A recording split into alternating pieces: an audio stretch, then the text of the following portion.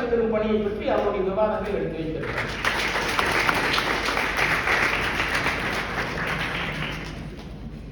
இந்த பட்டிமன்ற நடுவர் ஐயா அவர்களுக்கு முதற்கண் என் வணக்கத்தை தெரிவித்துக் கொண்டு இங்கு வந்திருக்கும் என் சக ஆசிரியர்களுக்கு ஆசிரியர் தின நல்வாழ்த்துக்களை கூறி மாணவ கண்மணிகளுக்கு என் மாலை வணக்கத்தை சொல்லி, கூந்தல் முடியாவிட்டாலும் நான் ஒரு மரத்தமிழச்சி தான் என்று பெருமையாக சொல்லி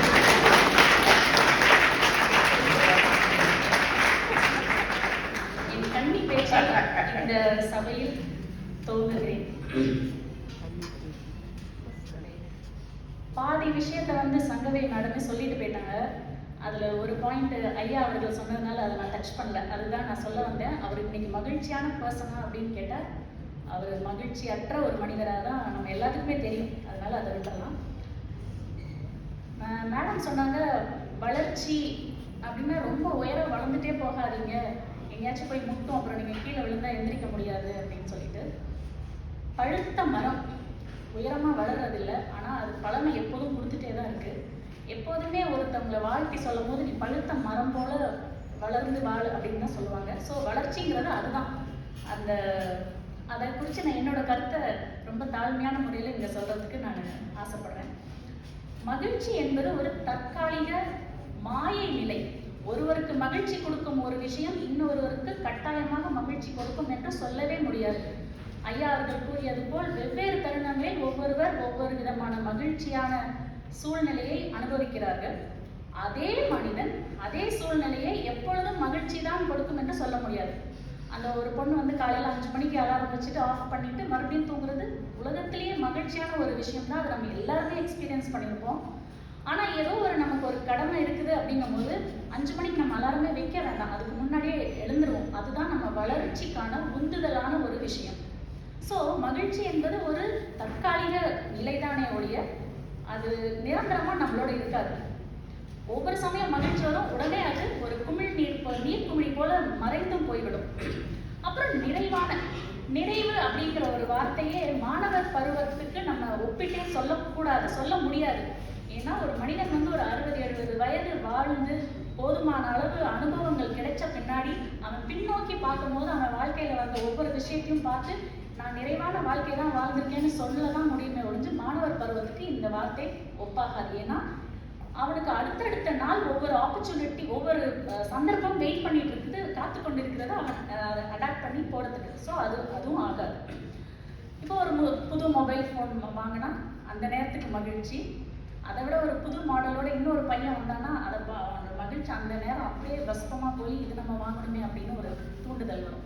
ஸோ இந்த மாதிரி சின்ன சின்ன விஷயங்கள் மகிழ்ச்சி அப்படின்னு சொல்லி முடக்கி விடாம உண்மையான மகிழ்ச்சி என்ன அப்படிங்கிறத நம்ம அறிந்து கொள்ள வேண்டும். மகிழ்ச்சி என்பது நம் கற்ற விஷயங்களை பிறருக்கு கொடுத்து அதன் பலனை அவர்களையும் அனுபவிக்க வைத்து அதன் மூலமாக தானும் மகிழ்வதுதான் உண்மையான மகிழ்ச்சியாக இருக்க முடியும். நிலையான வளர்ச்சி என்பது ஒரு வளரும் நாடோ அல்லது வளர்ந்த நாடோ தன்னை ஒரு நிலையான வளர்ச்சி கொண்ட அங்கமாக பிரகடனப்படுத்திக் கொள்ள சில அம்சங்களை வைத்திருக்கிறது. உதாரணமாக, அந்நாட்டு மக்கள் பூஜ்ய பசியில் இருக்க வேண்டும், ஆரோக்கியமான உணவு, தரமான கல்வி மற்றும் உயர் ரக மருத்துவ வசதி, பாலின சமத்துவம் ஆகியவற்றை குறிக்கோளாக கொண்டு செயல்படுகிறது. இப்படி ஒரு நாடு முயற்சி எடுக்கும் பட்சத்தில் ஒரு தனி மனித வளர்ச்சியும் அதற்கு பங்களிப்பு கொடுப்பதற்காக உருவாக வேண்டும். ஒரு தனி மனித வளர்ச்சி என்பது அவனை மட்டுமல்லாது அவன் சார்ந்த சமூகத்தின் வளர்ச்சியாகவும் படிப்படியாக முன்னேற்றம் கொள்வதாகவும் இருக்க வேண்டும். எப்படி ஒரு விதையானது செடியாகி விருட்சமாகி பூத்து காய்த்து கனிந்து பலருக்கும் பல நன்மைகளை கொடுக்கும் நிலையில் வருகிறதோ அதுபோல ஒரு மனிதனின் வளர்ச்சியும் சிறுக சிறுக மேம்படுதல் அவசியமாகிறது. மனிதன் வாழ்விலேயே மிகவும் இனிமையான இலகுவான பருவம் என்னவென்றால் குழந்தை பருவம் தான். அப்ப நம்ம எதுவுமே பண்ண வேண்டாம், எல்லாமே நம்ம பேரண்ட்ஸே நம்மளை டேக் கேர் பண்ணிக்குவாங்க. நமக்கு எல்லா விதமான சலுகைகளும் கிடைக்கும், எல்லாம் சொல்லி கொடுப்பாங்க. யாராச்சும் வீட்டுக்கு விருந்தினர் வந்தா எங்க பாப்பா பாடும் ஆடும் எல்லாம் சொல்லுவாங்க. ரொம்ப அருமையான பருவம் தான். பெற்றோர்கள் ரொம்ப பெருமிதம் கொள்ளக்கூடிய ஒரு பருவம். ஆனா அந்த பருவத்திலேயே அந்த குழந்தைய வச்சுக்கிட்டே இருக்கணும் அப்படின்னு நினைக்க மாட்டாங்க. அப்படி நினைச்சா அது அசாதாரணமான சூழ்நிலை. அந்த குழந்தை ஒரு மகனாவோ மகளாவோ வளர்ந்து இந்த உலகை எதிர்கொள்றதுக்கு தக்க தன்னை தயார்படுத்திக்க வேணும் அப்படிங்கிறதுல ரொம்ப முனைப்பா நல்ல கல்வி விசாரிச்சு கொண்டு போய் காலேஜில் சேர்ப்பாங்க. இந்த காலேஜில் சேர்த்தா நல்ல பிளேஸ்மெண்ட் வருமா, நல்லா சொல்லிக் கொடுப்பாங்களா, நல்ல பண்பு குழந்தைங்க கிடைக்குமா, உலக அறிவு கிடைக்குமா, 4 பேர் கூட நல்லா பேசி பழகுமானா, இதெல்லாம் தெரிஞ்சுக்கிட்டு தான் ஒரு குழந்தைய கொண்டு வந்து சேர்க்குறாங்க. ஸோ அதுவே வந்து வளர்ச்சிக்கான முதல் படி. அந்த மாதிரி ஒரு நல்ல கல்லூரியில் போய் சேர்ற ஒரு பையன் ஒரு பொண்ணு உலகத்தை பற்றியும் உலக அறிவு எல்லாத்தையும் தெரிஞ்சுட்டு தானே சொந்தமாக முயன்று தனக்கு என்ன விருப்பமான விஷயம் இருக்குது அப்படிங்கிறத ஒரு உணர்தல் கொண்டு வர்றதே ஒரு கல்லூரி வளாகம் தான். அப்படி உணர்தல் வந்து அதன் வழியில் போகிறது தான் சிறந்த வளர்ச்சியாக இருக்க முடியும். மனம் விரும்பும் பணி என்பது நாம நம்மை அந்த நிலைக்கு தள்ளிக்கொள்ளும் ஒரு அபத்தமான செயல்.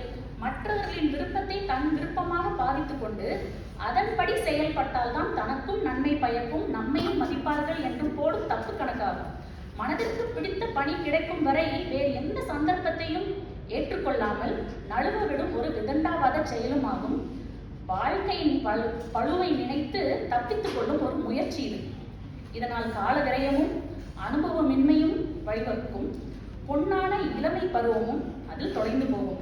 மனம் விரும்பும் பணிதான் மகிழ்ச்சி கொடுக்கும் என்ற எண்ணி ஒரு போலி மனப்பான்மையை வளர்த்து கொண்டு இதை சாக்கு சொல்லி காலத்தை தள்ளும் ஒரு பேதமை நிலைமையாகும். மாறாக நான் முன்பே கூறியது போல தன்னை பற்றிய புரிதலும் தன் விருப்பமும் தன் திறமையும் தன் குடும்பம் மற்றும் சமூகத்தை பற்றிய புரிதலும் ஆளுமையும் கொண்ட ஒருவன் தான் ஏற்றுக்கொண்ட பணியின் தன்மையை புரிந்து கொண்டு திறப்பட அதில் செயல்பட முடியும்.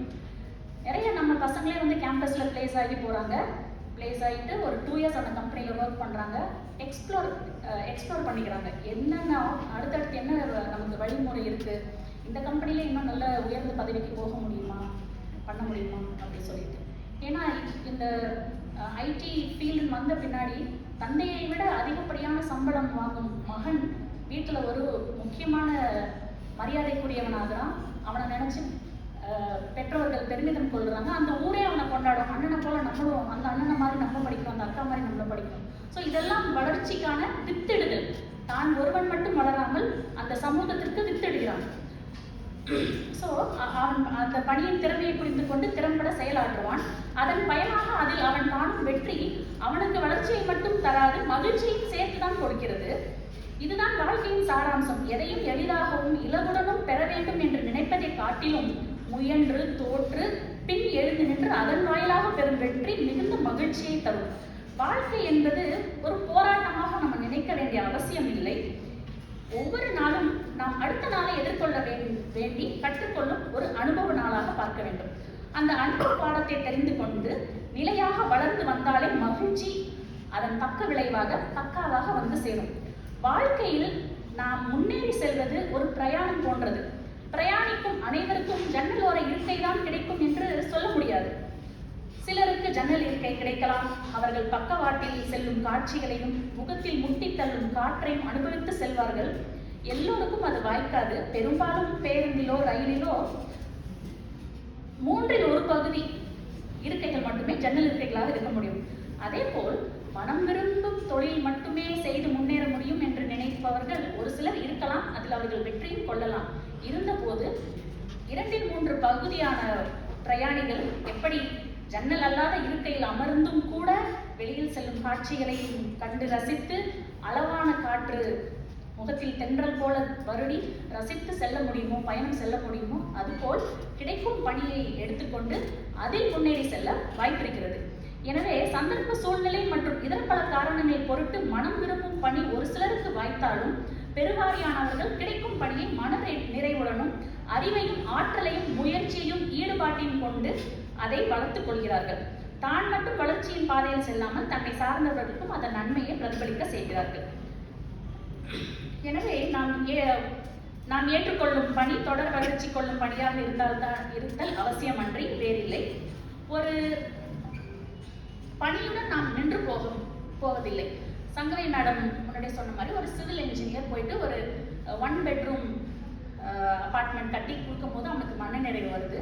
அந்த மனநிறைவு, அந்த மகிழ்ச்சி, அந்த மனநிறைவு, அது எதுக்காக அவன் பயன்படுத்துறான்னா அடுத்த கட்டத்துக்கு வளர்கிறதுக்காக பண்றான். அவனுக்கு அந்த இடத்துல வந்து ஒரு தன்னம்பிக்கையும் கான்ஃபிடன்ஸும் வந்துருது.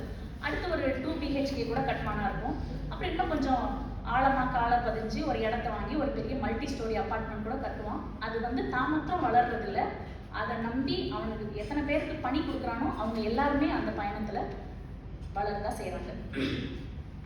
நம்ம ஒரு விருந்துக்கு போனா விருந்து அறுசுவை விருந்துகள் இருக்கும். இனிப்பு, புளிப்பு, காரம், துவர்ப்பு, இனிப்பு.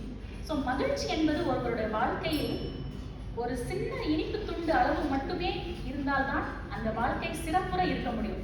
இனிப்பு ரொம்ப பிடிக்கும் என்பதற்காக அதையே உணவாக உட்கொள்வது மிகுந்த தீங்கையும் ஆபத்தையும் விளைவிக்கக்கூடியதாகும். அதுபோல் எப்பொழுதும் மகிழ்ச்சியோட தான் இருக்கணும் அப்படிங்கிறது அவசியம் இல்லை. மகிழ்ச்சியை நமக்குள்ள அடையிறதுக்கு நமக்குள்ள ஒரு அனலை வச்சுட்டு ஒரு தணல் மாதிரி போராடி வர்றது ஒரு மிக சிறந்த வாழ்க்கையாக அமையும். போராட்டம், தோய்வு, அவமானம், புறக்கணிப்பு என்ற கலவையுடனான வாழ்வில் படிப்படியாக அனுபவம் பெற்று அதன் வாயிலாக வெற்றி கொண்டு மகிழ்ந்து பிறருக்கும் பயனை ஈனும் வாழ்க்கையே மனநிறைவை தரும் வாழ்க்கையாகும். குறிப்பாக இன்றைய இளைய சமுதாயம் எவரும் அனுபவித்திராத அசகாய சூழன் கொரோனாவையும் அதன் பொருட்டு எவரும் கண்டிராத ஊரடங்கு, கூகுள் வகுப்பு முறை பயிலுதல், பரீட்சை இல்லாத தேர்ச்சி என்று பலதரப்பட்ட தடைகளையும் அனாயாசமாகவும் சாதுரியமாகவும் எதிர்கொண்டு கடந்து வந்துள்ளீர்கள்.